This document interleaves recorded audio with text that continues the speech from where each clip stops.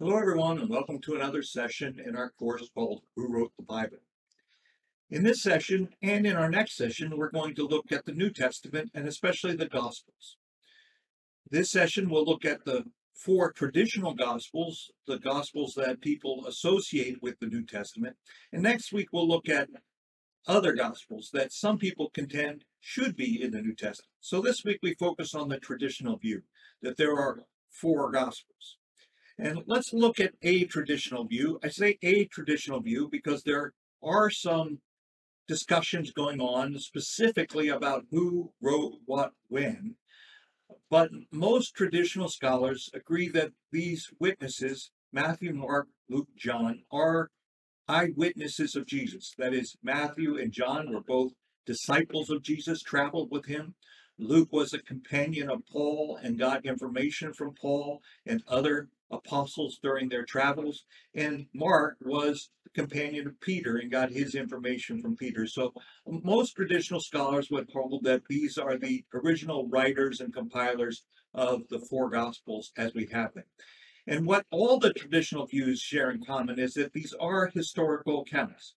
They weren't written later, they weren't mythology, they weren't thinking back about history and imagining what it was like. No, these were eyewitness accounts by people very close to the scene. These are historical witnesses to the ministry, the actions, the words of Jesus himself. So if we look at this little chart we put together, you can see the time frame that we're talking about.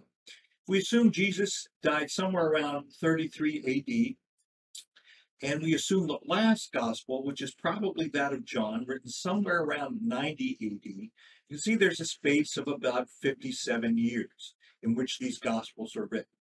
And we have a little marker there for 70 AD because that's a significant event in Jewish history. That's the year that Rome destroys the temple in Jerusalem. So often when scholars are looking at when a particular gospel was written, they try to discern if in the pages of the gospels we can tell whether the temple was still standing when it was written or had the Romans already destroyed it. And there's some controversy about that.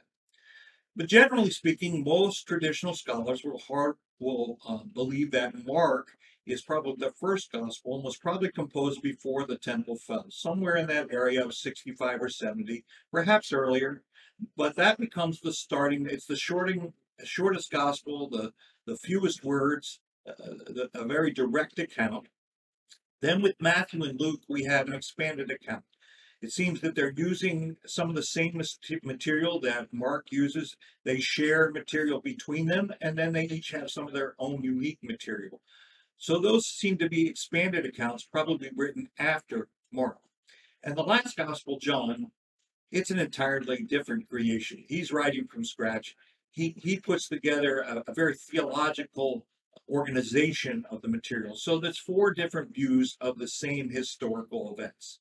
So again, we're talking about all four of the Gospels having been written by the end of the first century, within, say, 60 or less years of the death of Jesus. So that's kind of a basic traditional view. So let's talk about why this view was held, or this type of view was held for so many centuries, and it has to do with the witnesses to these traditions. Let's look first at the manuscript evidence. What manuscripts of these Gospels do we have? And let's just start off with an admission. I guess there's bad news and good news. The bad news is we don't have any original documents. That is, we don't have the paper that Matthew, Mark, Luke, or John wrote on. We don't have their first drafts, as it were. What we have is copies of copies of copies spaced throughout the centuries. Now that sounds like bad news. It would be great if we had the originals. But maybe we would put those in a museum somewhere and worship the text instead of the meaning. I don't know. But maybe the bad news is that we don't have the original. But the good news is we have thousands and thousands of manuscripts that scholars who know what they're doing can sort through these manuscripts and make some decisions. Some families and groups of manuscripts look more reliable than others. You can see how maybe the text was corrupted over time, different phrases added or changed. And through all this comparison and cross analysis, we can get to the core. What is it that they share in common? What is probably there in the original? And I would say probably within that 90% range, we're very, very accurate of probably very accurate of what the original was like. So even though we don't have the original documents, we come pretty close to them because of the ability to look at these thousands of documents that we have over time. But with that preface in mind, let's look at a couple of the oldest fragments that we have, the oldest witnesses to what the text looked like. Now, all of these fragments, or most of them, I should say, but most of the most important ones, are written on a material called papyri. It's a pressed reed that is pressed together and forms a kind of paper that's written on with some sort of stylus or ink. And some of those papyri documents, they last very well, especially in Egypt and some of the other drier climates in the desert places. They withstand for much time and wear. But these are fragments mostly, and it takes a lot of science and a lot of art to piece them together into documents. But I wanted to point out a couple of those fragments, the oldest ones that we have, and the most remarkable to these witnesses of the gospel. And the first one is this document called P52, and the P there stands for papyrus. That's why they're numbered. They're numbered by scholars who have assigned these over the years so that everybody knows which papyri fragment we're talking about. So P52, an innocuous kind of name, but it's a very powerful witness. It's the earliest document we have probably of the New Testament. Some scholars make other claims for different fragments, but most at this point would agree that this is the earliest piece of the gospel that we have. It's a very small fragment, just a few centimeters high and wide. It contains just a few phrases from John chapter 18, where Jesus is interviewing Pilate. And most scholars would assign this to somewhere in the area of 125 or 150 AD. Again, some disagreement, but that's the majority opinion. And think about that if it's true.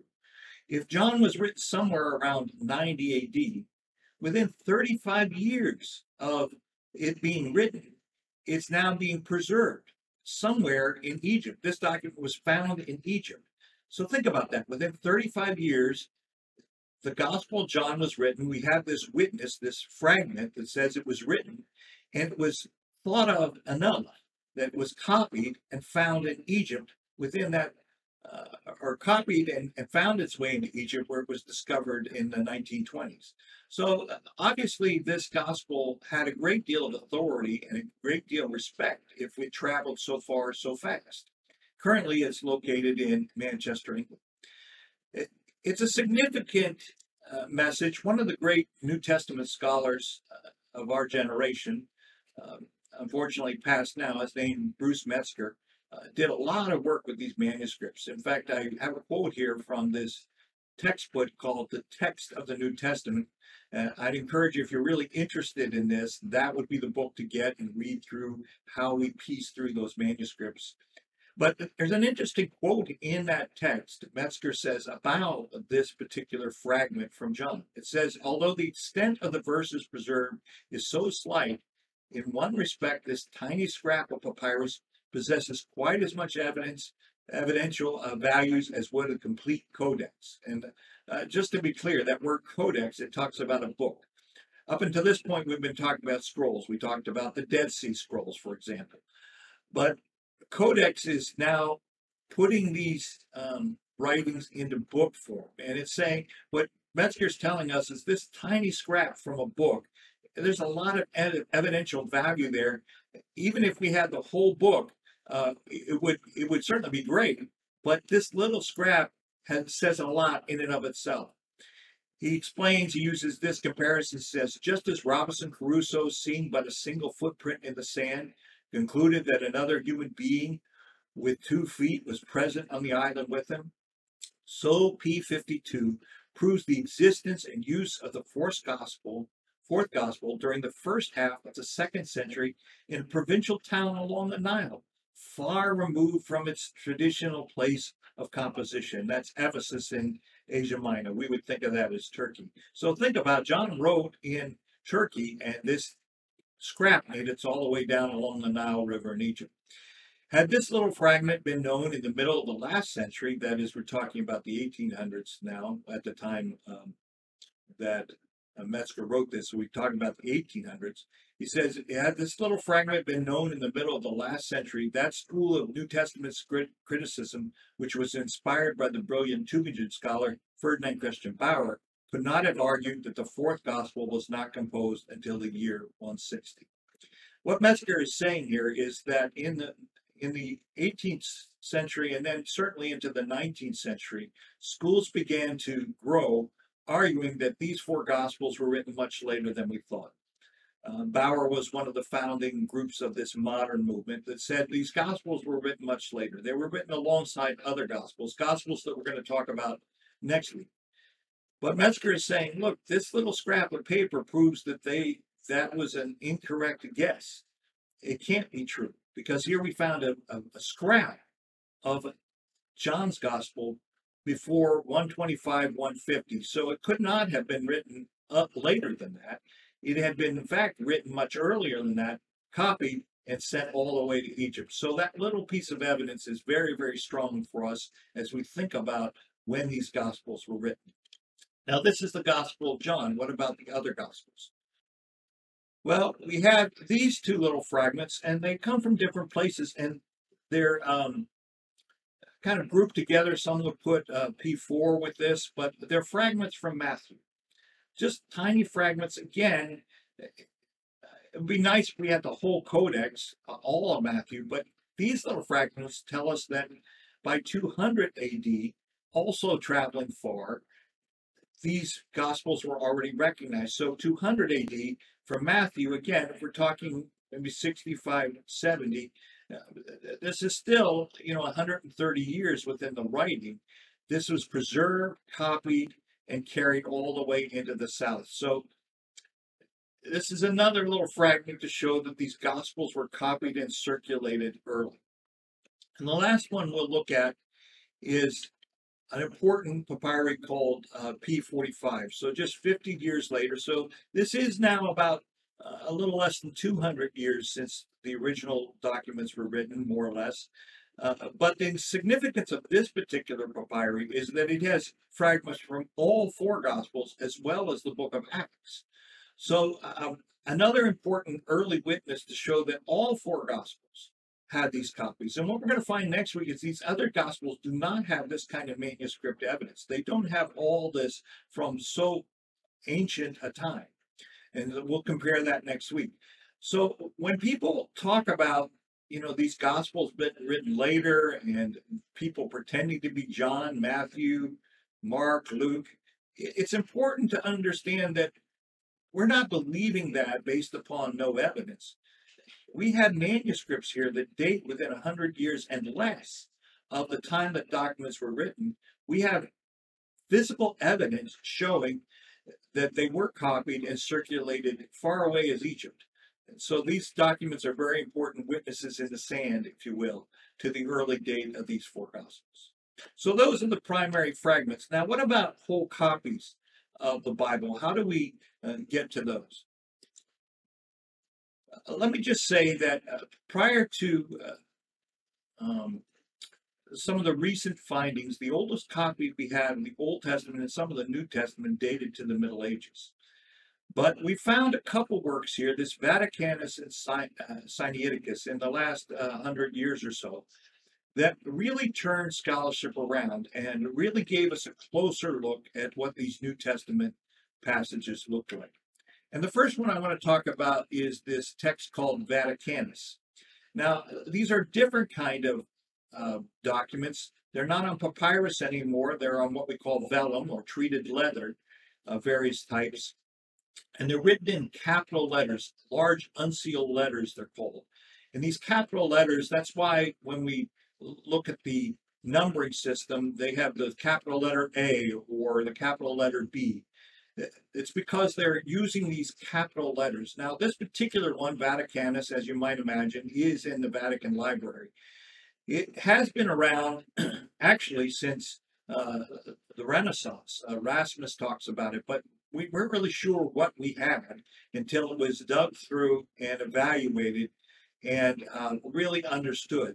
Well, Vaticanus is one of those amazing documents that actually it preserves most of the New Testament, all the Gospels. Here we have a picture of the end of Thessalonians, beginning of Hebrews. It is missing some of Paul's letters, and it is missing the book of Revelation, but the Gospels are there. And it gives us a look of what the Gospels looked like around the year 300 AD. Again, we're not that far removed. We're only a couple hundred years from when John was written, maybe 250 years from some of the other Gospels. So we're still very, very close to when the Gospels were there. And here we found this entire copy from around 300 AD to show that these Gospels were very, very revered and respected. Now, keep in mind that to produce a vellum book like this, it was very, very expensive.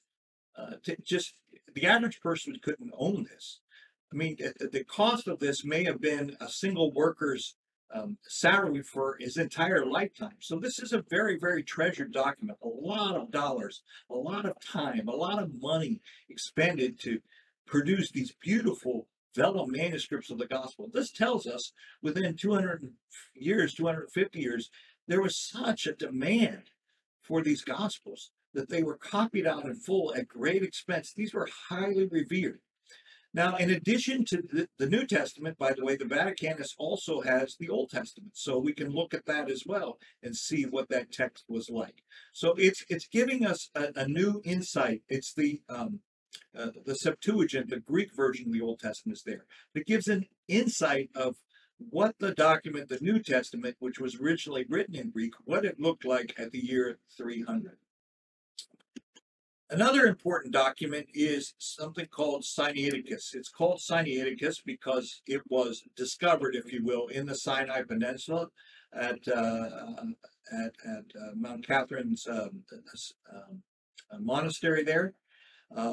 Found or discovered, if you will, or at least brought into the modern world by a guy by the name of Tischendorf. The story is kind of legendary about how he goes to that monastery the first time and supposedly sees these old manuscripts ready for the trash heap and goes and rescues them and borrows them, if you will. And when he realizes what he has, he comes back and gets more. At one point, we hear the story that he was so enamored with what he found, he couldn't sleep through the night until he read through them and tried to understand them. And the story goes on about him trying to secure those and get copies at this point for the Tsar of Russia, who was underwriting some of his trips. There's some disputes from the monastery itself about those events, so there's still some controversy around all that. But the bottom line is this particular document turns out to be incredibly important. It's within 30 years of the Vaticanus, and when we compare this document with the Vaticanus document, we see so many similarities. They were clearly highly, they were produced with a high degree of accuracy. Where they are in sync, we're very, very close to knowing what the original was. In fact, there's kind of a saying in this biblical scholarship world that between Vaticanus and Sinaiticus, those are called the heavenly twins. And that little mark, I said they're all about capital letters. The capital letter there is the capital letter Aleph. That's in the Hebrew alphabet. That's why it has that character next to it for Sinaiticus. And so the saying says, when Aleph and B agree, we're so close to the originals. So those become very, very important manuscripts in discerning what the real text of the Bible looks like. Very impressive. By the way, this manuscript is openly available. You can see it. I saw it. You just go into the British Library and it's in a beautiful display case there. I remember going to London and going into that library and seeing that. I was so excited to see the Sinaiticus, and within a couple hundred years of the books being written, it was quite a moving experience. I remember calling Liz and telling her, hey, I can't believe it. I saw the Sinaiticus. And she kind of said, I think I'm the only wife in the world that got this phone call. So I guess it's a little weird thing for me, but it was so exciting to see this document. It's right there. Now, this is very important to us because it helps us correct a lot of maybe corruptions that came into older manuscripts. Where we see this most often is in the King James Version. The King James Version of the Bible was based upon manuscripts that were not quite as reliable as Sinaiticus and Vaticanus. They were based on a group of, primarily upon a manuscript called Beza. It has the capital letter D. And while it's a good manuscript, there are some pieces in there that probably weren't part of the original. They were scribal insertions over time. So, for example, in the Lord's Prayer, when you get to the end of the Lord's Prayer, we usually say, "For thine is the kingdom and the power and the glory forever. Amen." That's how we end the Lord's Prayer. Well, in the King James, that phrase is there. But you'll see in the newer translations, that particular phrase is relegated to a footnote. Why? Well, because in Sinaiticus and in Vaticanus, that particular phrase is missing. And it seems like that latter phrase was probably added to make it more liturgical, to make it something we could say in church, added by a monk at some point as a footnote that eventually gets incorporated into the text. So sometimes I get questions and concerns that these newer versions of the Bible take stuff out. Well, that's not really what's happening. What's happening is these newer versions, like the NIV and the TNEV and some of these others, the ESV, some of these newer translations are just taking advantage of more accurate translations or more accurate manuscripts of the Bible that get us a little closer to the original. So that's why the Sinaiticus and the Vaticanus are very important. And there's one more I'll talk to you about. It's a manuscript called Alexandrinus, obviously found in Alexandria, now again located in the British Library. You can see this. It's right in the same room with the Sinaiticus. I saw this too. It's a beautiful, beautiful document. Just an amazing, amazing production. That just the amount of time and money that went into this. Missing most of Matthew. But we're now at about 400 AD, so we're now about 300 years removed, 300 plus, 350 years, 40 years, 310 years, something like that from the writings. But it's just another example of all of the Gospels. Now, it's missing most of Matthew, but clearly had all the Gospels.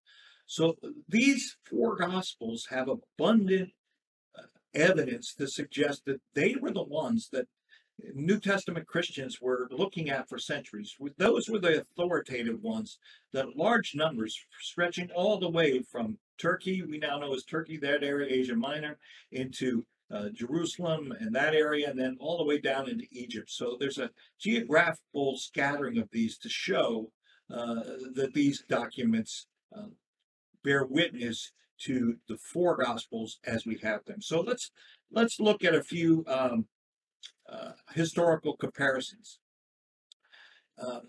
As I said, if we'll start at the bottom line and then we'll work back up in this little chart. Now, what we said is the dates were written somewhere between 50, I think I said in the earlier slide, 65, depending upon where you're coming from, to somewhere around 90. So within that 40-year period, these books were written, or 35 years.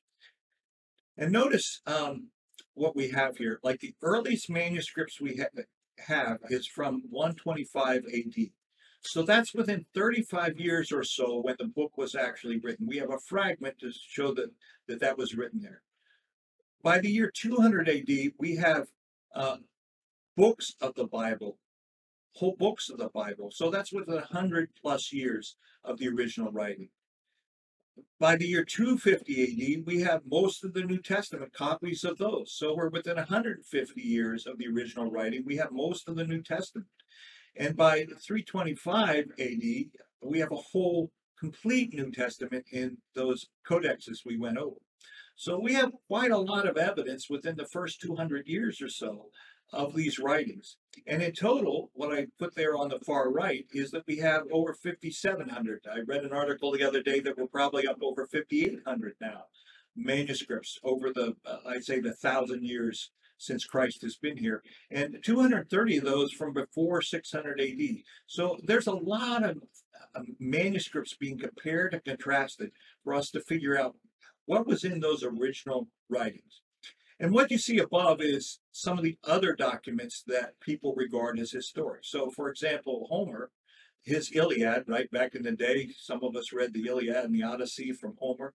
He was writing somewhere around 800 BC. There's a lot of controversy about that, but somewhere around 800 BC. The earliest manuscript we have of Homer's Iliad is from 400 years later, from 400 BC. And we only have 643 copies. So what you and I are reading as the Iliad, this is based on very slim evidentiary evidence, very slim evidence from 400 years later and a limited number of copies that do disagree with one another. So what was the original text of the Iliad? And Plato's even in a worse situation. We read the philosophy of Plato, but he wrote somewhere around 400 BC. As far as I know, and I'm able to check, the earliest manuscript we have of Plato's writing comes from 1300 years later. It's from the Middle Ages. And we only have 7 copies of that, and yet we read Plato's document as if we're reading Plato. So compared to these 2 documents, and we could put a few other things up here, but these are kind of, I think, the most striking. Compared to that, the New Testament has so much more evidence for it. In fact, again, if we go back to our good friend Bruce Metzger here, he tells us that, he tells us, I think it's here. Yeah, the textual critic of the New Testament is embarrassed by the wealth of material. In other words, when he sits down to figure out what did the original authors write, there's just so much material, it takes a lifetime to master. So we're so thankful for the scholars like Metzger and others who have worked so hard to work through this material so that we have an accurate view, as accurate as we can tell, of those early New Testament writings. So let's just talk a little bit about some possible responses when folks ask us, why these 4 Gospels? Why are we focused on these 4 Gospels? Why do we insist that they are the ones that bear historical witness to Jesus?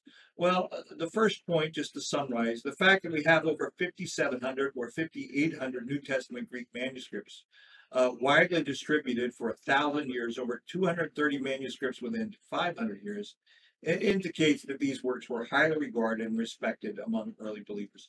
These are the works, these are the 4 Gospels that are repeated and circulated throughout the whole geographic area. Those are the ones that dominate the landscape. Obviously, there's some reason why these 4 Gospels are regarded more highly than other documents. And the fact that we have complete copies of New Testament books by the middle of the 4th century argues that these works were widely known and respected by that day.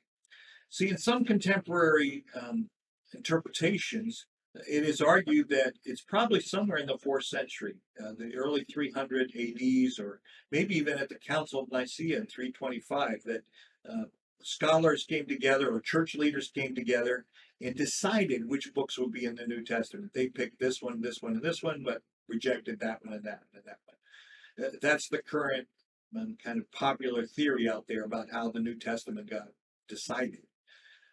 But what the evidence shows us, the manuscript evidence shows us, is no, by the time this happens in those early 300s, the decision had already been made. They're just repeating a decision that has been passed down from generation to generation, clearly from the 2nd century on, like right after these documents were written. There was a belief, an assumption that these books were the authoritative books. These were the ones that were copied and circulated. So when we get to the 300s and church leaders are making these lists, clearly they're following a tradition already in place. They didn't just start with a blank sheet and to go through and decide which books are in. No, there's a long tradition of which books are to be trusted and believed. And this is supported by the wide diversity of copies in geographic locations. Enable scholars to construct it with a high degree of accuracy. We made that point, that it's precisely because we have so many and we're able to compare one against the other, dispersed all over the Mediterranean area, the whole ancient Roman Empire. By comparing all those, we get a good cross-section, and we can, with a high degree of accuracy, determine what was at the core, what was part of the original. And as we pointed out, as documents go, we're much more certain of New Testament texts than we are of other ancient historical texts. So those are some conclusions based upon manuscripts. Now let's go forward and we'll talk a little bit about some early witnesses. Outside of these Gospels documents, what are some other witnesses we have? Well, the truth is, scholars claim that just by looking at some of the citations of the New Testament from early Christian writers, we could essentially reconstruct the New Testament just based on the quotations that we find in early witnesses early on. So I want to point out just a few of the important early witnesses. This is a whole course by itself. I'd love to do it in more depth at some point. But this gives you a few ideas of people that were talking about the New Testament and saying things about the four Gospels very early on the process. So let me start with the New Testament itself. We have this very interesting statement in Luke chapter 1. He says, "Many have undertaken to draw up an account of the things that have been fulfilled among us, just as they were handed down to us by those who from the first were eyewitnesses and servants of the word. With this in mind, since I myself have carefully investigated everything from the beginning, I too decided to write an orderly account for you, most excellent Theophilus, so that you may know the certainty of the things you have been taught." Now, we don't know who this Theophilus is. We don't know if it's a code name, if it's an actual name. Apparently, an early leader or early, perhaps a Roman leader in a household somewhere, maybe having been taught as a Christian, a believer. We're not sure. But Luke is writing this and dedicating to him. And he says very clearly, many have undertaken. So the truth is, even by Luke's time, there have been a lot of folks writing, a lot of people compiling accounts of what happened with Jesus. It's interesting that his stands out as one of the four that were accepted over time. Why is that? Why is it that his writing, among many, according to him, many people have been writing stuff? Where are those accounts from that period of time? Why is his accepted? And by the way, why Luke?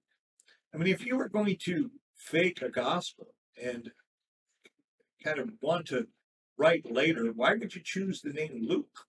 I mean, Luke was not one of the original disciples. He was a follower of Paul. And yet, for some reason, his gospel was accepted, copied, and circulated all over the world. Why? Because what he says is the truth. He's been researching these things. These are original eyewitness accounts. He wants to get things right. There seems to be, from a very early date, this desire to record what really happened, to record fact. If you're going to risk your life to defend this story in front of the Roman government, in front of other authorities, if you're going to risk your life, you want to make sure you're doing it based upon fact. What really happened? Not based upon a mythology, but based upon fact. This is an attempt to give us facts, to give Theophilus facts, to record this facts. And Luke knows, as a doctor, as a physician, he wants to write this down and compile this so that we have an historical record. And actually, some of you probably know this, many of you probably know this. I just want to point out that Acts is a continuation of the book of Luke. The start of Acts, it says, "In my former book, Theophilus, I wrote all about all that Jesus began to do and to teach until the day he was taken up to heaven." Luke, Acts are really volume 1 and 2 of this history that Luke was writing. So again, focused on history, what really happened. We want accurate accounts. If you read through Luke's gospel, it's very interesting that he has material in there about Mary, what Mary was thinking. We think perhaps he even interviewed Mary personally.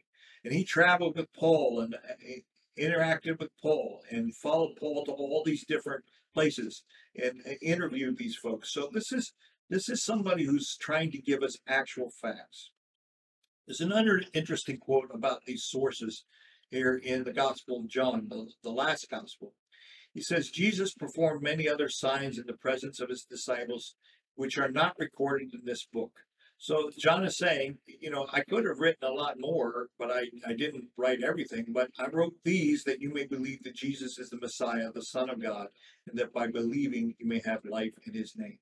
Again, this conviction that what he's seeking to do is give us historical fact, because he wants faith, this belief in Jesus, not to be based upon presumption, not to be based on theory, but to lay down the facts that are essential for us to know the truth. So that seems to be the impetus in the New Testament writings as we have them. And it's important to note this because that idea to get back to the facts, get back to the history, that idea carries forward into the next generation. Let's look at the writings of this individual named Papias. Now, Papias is an interesting New Testament personage. We know about him mainly through a work later written by an author called Eusebius. So in the 4th century, wrote an early church history. It's a fascinating book. If you really want to know what happened in those first couple centuries, you can go online right now and find Eusebius's church history. It's a very interesting read. And not history the way we would read it, but very interesting stories in there. But he tells us about this individual named Papias. Now, Papias wrote a book. Apparently, we don't have the actual book, but it's quoted extensively in Eusebius and in other places, called the Oracles of Our Lord. Writings that he's recording, things that the Lord said. Some believe that it may have even been in Aramaic, but we have the quotations are in Greek.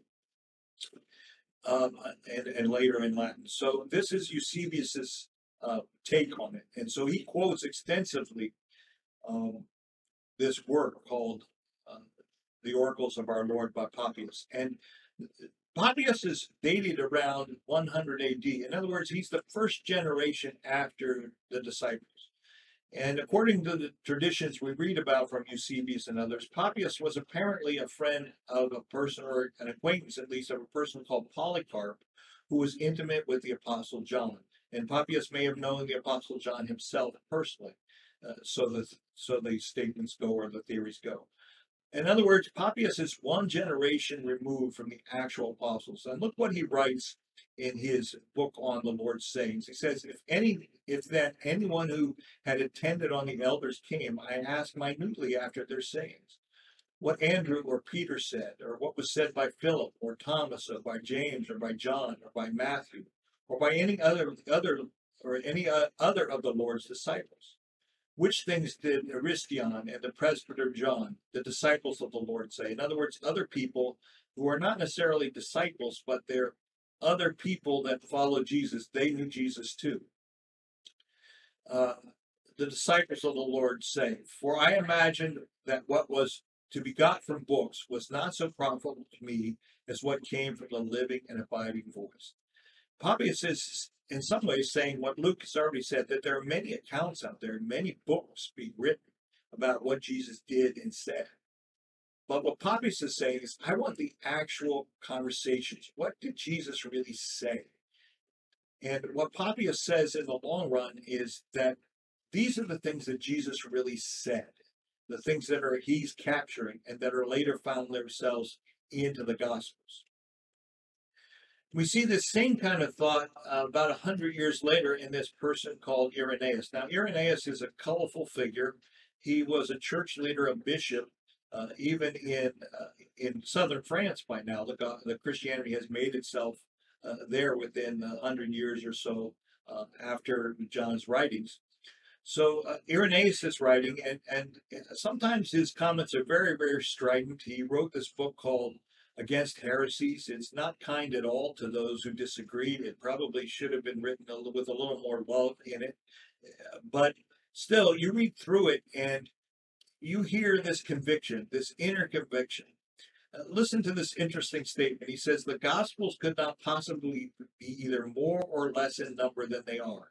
Since there are 4 zones of the world in which we live and 4 principal winds, he's talking about north, south, east, west. While the church is spread all over the earth, it is fittingly has 4 pillars, everywhere breathing out incorruption and revivifying men. Interesting theory that there are 4 directions, north, south, east, wind, west, that take us all over the earth. Interesting theory, because there can only be 4 gospels. We might not have some question or concern about the theory, but what this tells us is that around 200 AD, there's a strong assumption already that there are only 4 gospels. So these other works that are coming along pretending to be gospels, no, there's already a strong movement in the church to say, no, these are the 4. These are the 4 that tell us truth. These are the 4s that are recorded. These are the pillars on which we base our faith. And then later he says, in that same work, he says, now the gospels in which Christ is enthroned are like these.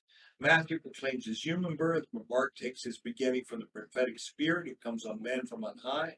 According to Luke, as having priestly character. For that, according to John, expounds his princely and mighty and glorious birth from the Father. Again, this belief that by 200, it's these four gospels that are giving us our image and picture of the historical Christ from different perspectives, to be sure, but they are actual historical witness to who Jesus was.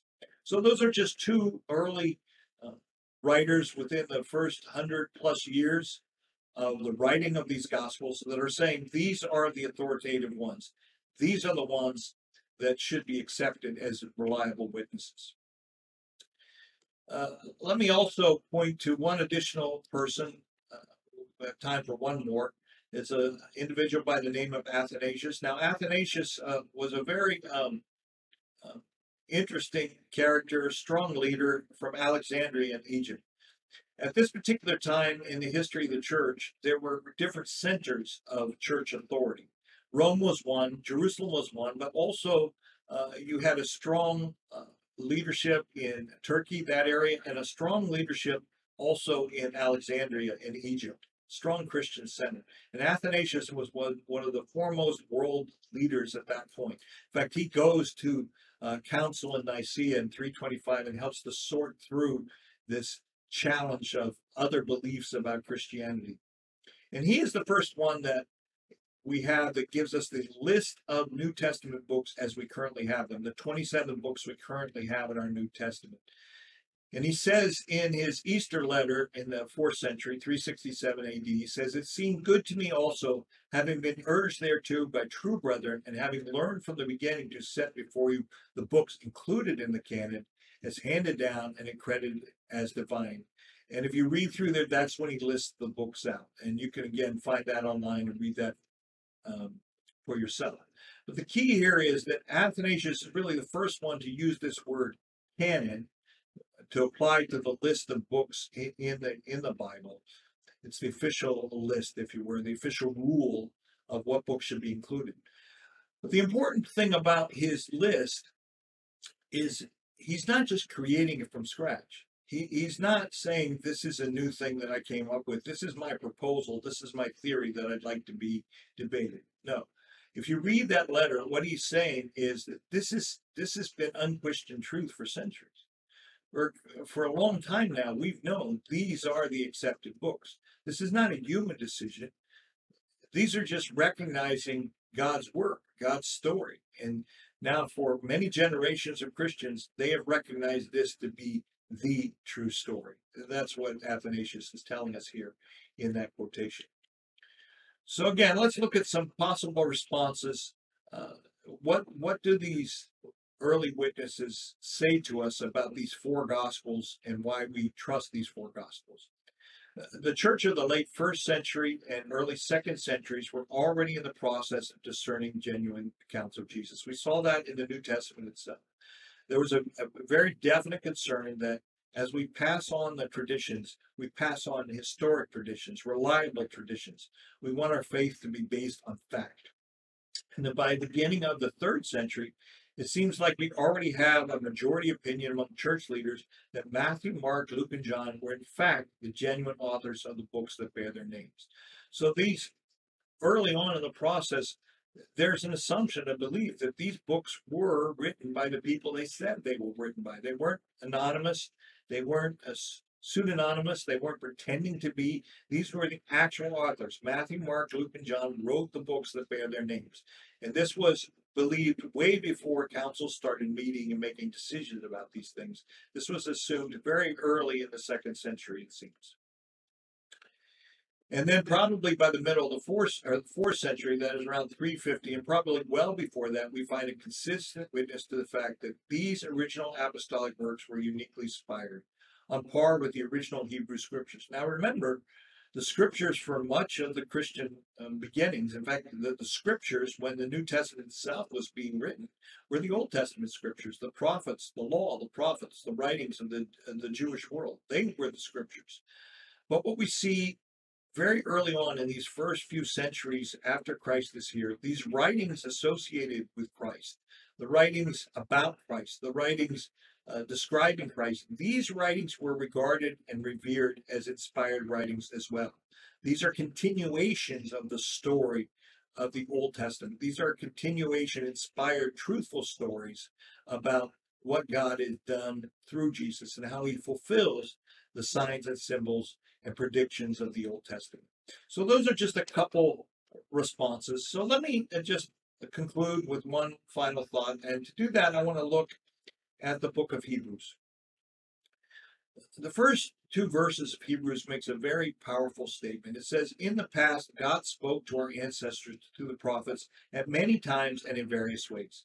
But in these last days, he has spoken to us by his Son, by whom he appointed heir of all things, and through whom he also made the universe. Hebrews is telling us here that God has been in the process of telling stories through centuries, and that story was to culminate in the person of Jesus. Jesus is the proof and the guarantee and the fulfillment of this revelation. He's the final stage, if you will, of this revelation. So the books describing what Jesus did, yet it's important that they're right and accurate because Jesus is the fulfillment. So what I would say by way of conclusion is something similar to what I said at the end of our study of the Old Testament. I said at that point that if you take the prophecy out of the prophets, in other words, the story that God is telling, the ability to foresee the future and predict what's happening, in my opinion, if you take away prophecy and make it all kind of a retroactive reflection, pseudonymously written text, pretending to be somebody else, you take the heart out of the Old Testament. It then really is just another set of mythological speculations. If we take the Old Testament seriously, it's about predicting the future of what's coming in Jesus. If that's historical fact looking forward. And I would say the same thing about the New Testament. If the New Testament is no longer an historical accurate record of the person Jesus, and it's some sort of later reflection and suppositions about one version of Jesus, to me, you take the heart out of the New Testament. And then again, it's just another book of mythology. We can line up with a bunch of other books of mythology and try to figure out what the truth is. No, the heart and soul of the New Testament is the historical fact that Jesus was here. He said these things, he did these things, and they are fulfillment of the prophets of the Old Testament. The whole story of the Bible is based upon this.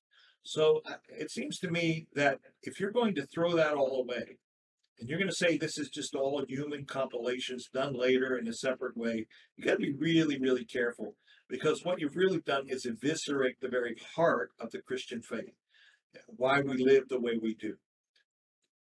I don't think there's enough evidence out there to do that. I think, in fact, the evidence, as we've shown for both the Old Testament and the New Testament, proves that these are historical, or at least suggests strongly. The argument is in support of the fact that these are historical records. But come back next week. We're going to look at some of these other gospels that some people say should be included in the New Testament. What are they, and why do some people say they should be there? So we're going to look at that next week. So until then, thank you very much for joining us, and we pray that the Lord blesses you.